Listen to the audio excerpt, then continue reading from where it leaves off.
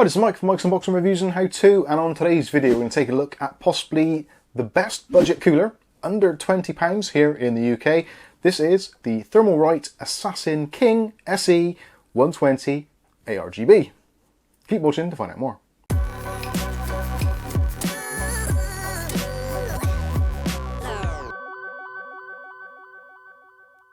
Okay, so in today's video we're taking a look at the Thermalright Assassin King 120 SE. At the moment in the UK, this is retailing for somewhere around the £17 mark. Yes, £17 for a 120mm tower cooler with addressable RGB seems ridiculously cheap. And if we think back to not very long ago when we were pretty much all going for things like the Arctic Freezer 34 and paying sort of £30 to £40 for it, it seems that technology has advanced and production costs have come right down, so that Thermalright can offer something as good as this for, well, very, very little money, less than £20, which I think is absolutely fantastic. The upgrade over this one from the previous Assassin X, which we reviewed a little while back, which you're more than welcome to check out, which actually was a similar sort of price. This now has 5 heat pipes rather than the previous 4, but other than that, essentially, it is pretty much the same. So we'll quickly go through and take a look at the unboxing process and see what you get, look at some of the specs. We'll then do a full installation on the AM4 motherboard, and then later on in the video I'll be doing some testing, so if you want to stick around for that, please feel free to do so. And we'll try and compare it with what the results we got from the Assassin X previously to see if it's actually worth spending the money on this over the other version. Although again, essentially, depending where you live, prices are going to be very similar anyway, so is it going to make a great deal of difference? I don't know. Let's find out. So we'll start with the unboxing. Obviously, box-wise, Assassin King 120 SE, you can see what it does there. Something which is actually very good on these coolers, pretty much across most of their range, is the actual size. So it's actually quite a compact cooler. You're looking at 148mm tall, so it should fit in pretty much every case that is in the ATX or Micro ATX form factor, apart from obviously some of the very small form factor ones. But yeah, compatibility wise, you shouldn't have any issues there whatsoever. It also supports the new Intel LGA 1700 socket. It also does the 1200, 11.5X, etc. Sadly, 775 has now been omitted, but we do also have AM4 support, and it appears that it's got AM5 support as well because it uses the standard AM5 backplate. On the back it goes with some of the key features which we'll be touching on through the video. So you've got the heat pipes, you've got the RAM compatibility, so you've got some really good clearance because it isn't very wide, so that is excellent. You've got their custom heat pipes, which are basically just heat pipes. 148mm height, as we said, ARGB fan, and it comes with their own thermal paste as well, which is always nice to see. I think it comes with TR4, but we'll take a look. The full specs are on the side of the box. I'll leave that on the screen for you now so you can check that out in more detail, and then we'll get on and take a look at what we get inside of the accessories box. So accessories wise, there's not a great deal actually, which is good. It keeps it quite minimal. So you get the Thermalright TF4 thermal paste. Nice little tube of that there. Not a great deal in it. It is virtually empty. It kind of goes up to about there. So you'll probably get 1 or 2 applications out of this, maybe 3 at a push. There is an Intel backplate, so if you're using the LGA 11.5X, 1200 or 1700, then this is what you're going to be using on your Intel boards. 2 stickers there, so you just unpeel those and it sticks onto the back of the board to stop it popping off. And for adjustment purposes, these bits on the end just push in, so depending what socket you're using, just pull it to the appropriate size. If you pull them all to the very outside, that is LGA 1700. When it comes to the mounting brackets, we've got pretty much universal again, so the same mounting brackets for both formats, AMD or Intel, and yeah, very simple, very straightforward, so we like that a lot. When it comes to the actual mounting pillars themselves, this is actually something that Thermalright do very well indeed. So not only are they also color-coded, they're also in individual bags, so if you're just using one particular setup, then you can take out exactly just the parts you need and leave the other parts sealed, which is excellent. So the red one or pink one is AM4, AM5. The blue one is Intel LGA 1700. And if you've got a 1200 or 11.5X, then you use the black ones at the bottom. So one thing they haven't mentioned is the fact that you do use the same screws for LGA 1700 as you would for 12 and 11.5X. So yeah, maybe extra screws in there might have made things a little bit easier, but I think most people will get the general idea. Also included, there is a instruction manual if this guide doesn't help you out as much as it should do. And also you get the cooler itself, the tower, which I've actually attached the fan to, so you do get the fan on there. RPM wise, you're looking at 1550 RPM, plus or minus 10%, as its top speed is addressable RGB and also PWM, so a 4-pin PWM connection to your motherboard, and also the addressable RGB is a 3-pin 5-volt version, and also there is a capped off extension as well, so if you want to daisy chain a couple of devices, then you certainly can do if you don't have a lot of headers on your motherboard. Other than that, that is pretty much it. You've got the wire clips which hold the fan in place.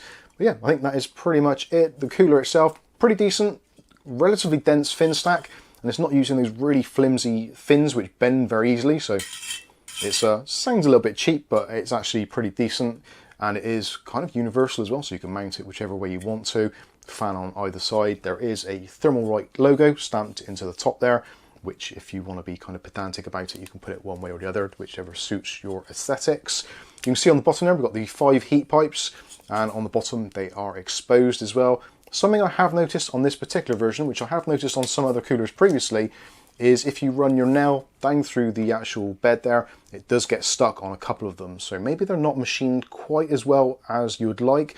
It's not perfectly smooth, although I have found if I do apply pressure to the mountings as if it's going to be inside a computer and tighten down, then it does flatten out, which is something which might be worth bearing in mind. Potentially it could be one of those things where it's been machined incorrectly and it's not quite flush, but hopefully once it's all settled down and installed, then it should pull itself tight. So just thought I'd mention that. And obviously we'll find out if it does the job when we do our tests later in the video. Okay, so now we're going to go for the AM4 installation. So this is our motherboard. We've got a processor already installed. So what we're going to want to do is to remove the 4 standard mountings for the AM4 socket and remove the plastic parts, put those to one side. You may well need those at a later date if you decide to change or return your board or something like that, if you sell it, etc. So yeah, don't throw those away. You won't be needing the screws again. Those are going to be replaced by the ones we get inside the packaging. So that is essentially it. Leave the back plate in place. We do need to reuse that. And next of all, we're going to cut open our package for the pinky red ones there, which are marked up AM4. So next we can put on the spacers. Now you may find with these, they only go in one way.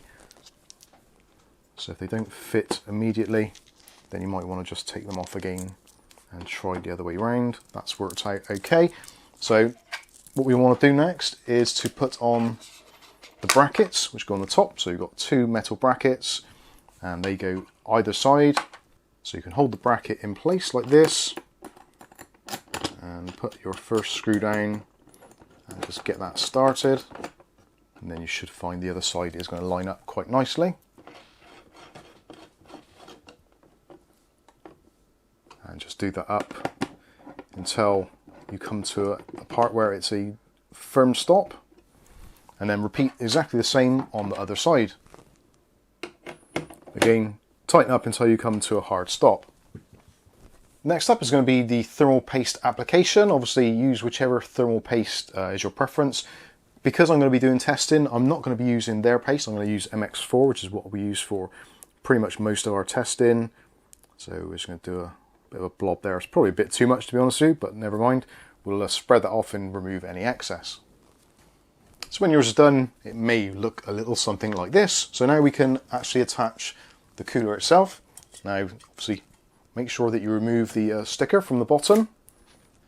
And what we're going to want to do is to match up these holes here and here at the bottom with these pins here and here. So take the cooler, and if you want to, you can line it up on whichever one is closer to you, and then just lower it into position. And you should find that both of them will actually match up pretty easily without any real problems. So hopefully you can see both of those now. So what we're going to do now is we're going to use alternating sides and reverse click or reverse turn until you hear a click. There we go, there's the first click. So 1, 2, 3, just 3 turns there. Then we're going to do the same on the other side. So reverse turns until we hear a click. There we go, there's the click. And 1, 2, 3. And then we're going to do the other side again. 1, 2, 3. And then just do your alternate sides. And about 3 turns each side should be absolutely fine to bring it down nice and slowly. And should make it nice and even.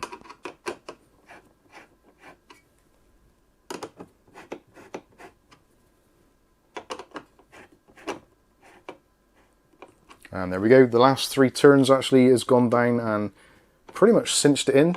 So another tiny little turn and that has completely fixed it. So that is the cooler installed. If you want to give it a little wobble just to make sure it's not loose or anything, and it should be absolutely rock solid.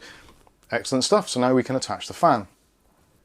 So for me, when I'm installing this, what I want to do is to have the wires coming out at the bottom. Just makes things a little bit easier to do and a little bit neater. So what we want to do is to get our 2 clips and put them on the sides, like so. It's a little bit hard to do upside down, but there you go. Get the general idea, so they're just hanging on the sides there, and then we can attach it to the cooler. So what I like to do is hold the fan on the side and use your fingers on the sides on the spring clips and just gently lower it down. You can actually rest it on top of the screw, so you can see that screw at the bottom, there's like a hard stop, and you can use that to find your level. Then just pull the spring clips back a little bit, and then on the other side you can do exactly the same. And that is essentially it. If there's any issues with it being slightly the wrong height or anything, you can always readjust it. Just pull the spring clip back a little, and then you can just move it up slightly if you want to, if you're a perfectionist. Oh, there we go. I think that, yeah, that looks pretty decent. Now we can just connect up the fan headers and we're pretty much done. So for us on this particular motherboard, it's actually pretty straightforward and pretty easy. And because the wires are coming out on this side section, it's going to be easy for cable management. So the first one is going to be our PWM header. So this is this one here. So that is very easy to do indeed. So all we need to do is just plug that in onto there. And then you can tuck the wires out of the way behind the board, whatever you want to do. And for the addressable RGB connector, this one on this motherboard is just here. So just make sure that the pins are lined up appropriately. And there we go. So obviously you can untie all this stuff and cable manage that out the way at the top of your case. But effectively that is done. Okay, so the testing's been done, and I'll be honest with you, it is a little bit of a mixed bag if I'm completely honest with you. So I'm going to be comparing this with the results we had from the previous version, the Assassin X SE, which we reviewed a while back. Again, links will probably be in the video description. But this is the King 120 SE with an additional heat pipe. Now, when it comes to the actual benchmarks, the idle temperatures, lowest recorded idle temperature was 34.6 with the Assassin X, whereas with the King it was 32.8. So certainly a little bit lower there. Maybe that additional heat pipe is actually aiding cooling. Temperature in the room, about 1 degree different from what it was previously. So we were just slightly over 23 degrees last time. We're slightly over 22 degrees this time, so about 1 degree in it. Not a great deal within kind of margin of error territory. So even though it is pretty much a win for the King SE, it's a very minimal one. When it comes to the highest recorded temperatures, now things went in the other direction this time. So we had 71.1 previously with the Assassin X and 71.9 with the King SE. So again, it's only within 1 degree, so it is kind of margin of error territory. But if you add in the fact that it's a 1 degree cooler room technically today, so potentially the actual Assassin X may have done slightly better. Although when it comes to the Cinebench results, it is effectively exactly the same. So previously with the Assassin X, we got 18.335, and with the King SE, we've got 18.323. So again, 10 points or so. It's well within the margin of error and is exactly what we're expecting to see from this processor with this setup. When it comes to the actual noise, essentially it's silent. There's a very, very small amount of noise coming from it, so I wouldn't be too concerned. It's certainly going to be quieter than pretty much most case fans on the market these days. And I guess when it comes to the parts, again, because this is now compatible with AM5 and socket LGA 1700, 1200, etc. for Intel, installation is very straightforward and very simple. The RGB looks very nice, although it doesn't at the moment because it's just gone into sleep mode, so the RGB has turned itself off. But actually when it's illuminated, it looks very nice. But again, very similar to the Assassin X, pretty much nothing between them, and effectively it's the same fan anyway, same RPMs, etc. Also, something that should be mentioned, again, RAM clearance is absolutely fantastic on this. We've got no issues whatsoever, and even if you are using all 4 RAM slots, regardless, there is tons and tons of clearance there. So even if you've got very high RGB RAM or you've got heat sinks on your RAM, you shouldn't have any issues whatsoever. Very, very compact cooler indeed. So ultimately it's going to come down to price, I feel.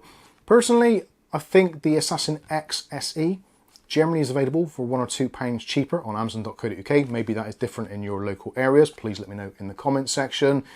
Otherwise, the only thing I would say is with the King SE, that extra heat pipe, making it a little bit wider on that bottom heat plate, does potentially allow certain discrepancies to creep in terms of manufacturing. Again, I think that still the heat pipe isn't quite flat. I was expecting to see this really doing slightly better with that extra heat pipe. You'd think it would. That is essentially what it's there to do, but it seems the results are pretty much identical, and in some instances the actual 4-pipe one has done better due to the fact that it was much smoother on that cold plate. So anyway, there you go. That's my thoughts and findings on the Thermalright Assassin King SE 120 ARGB. Let me know what you think about this one in the comments section. I think that's going to wrap things up. I've been Mike. This is Mike's Unboxing Reviews and How To, and hopefully we'll catch you in the very next video. Thanks for watching.